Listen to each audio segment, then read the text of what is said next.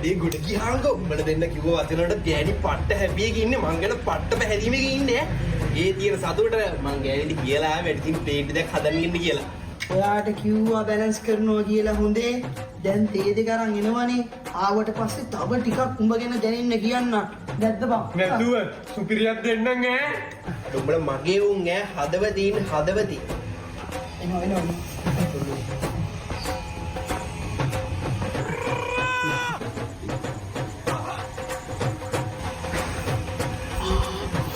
සීනඩිනේ නංගි බලන්න මාරම රසයි. එයා කොච්චර වාසනාවන්ත වෙන්න ඕනද මෙච්චර රස තේ හදන මේ ගෑල් ළමෙක් තියාගෙන ඉන්නවට. නංගි ඔය ගමේ උන් කියන කතාව පොඩ්ඩක්වත් විශ්වාස කරන්න එපා. පොඩි ඇත්තක් වෙනවා තමයි.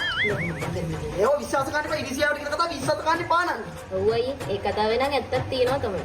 අනික නංගි අපේ මේ තරුසකින් ගමේ ගෑනුන්ට ළමයි ඉන්නවා කියන එක ඔයාට විශ්වාස කරන්න පුළුවන්ද? ඔව් අයියේ ඒ වගේ දේවල් නම් කොහොමද විශ්වාස කරන්න අමාරුයි. ඒකනේ බබා කියන්නේ මේගොල්ලන් අහන්නකො මං ගැන විස්තර ඒ වුණාට අයියේ මෙයාගෙත් කරේදී තියෙනවා. දැන් අපි අවුරුදු 5ක් ආදරය කරලා කසාද කරා. කසාද බඳින්න කලින් නම් මෙයා මාර ආදරෙන් හිටියා. ඒ වුණාට බැන්දර පස්සේ කිසිම ආදරයකුත් නැහැ කිසිම සැලකිල්ලකුත්. අන්න නංගිට වැරදුන තැන පිරිමි කවදාවත් ආදරේ කියලා කිව්වේ නෑ නංගි. දැනෙන්න අරිනව මිසක්. අන්න ඒකයි බබා ඇත්ත මොකට කියනවද ඉතින්? ඒකවත් මූට දැනෙන්න කරගන්න බෑනේ අයියේ.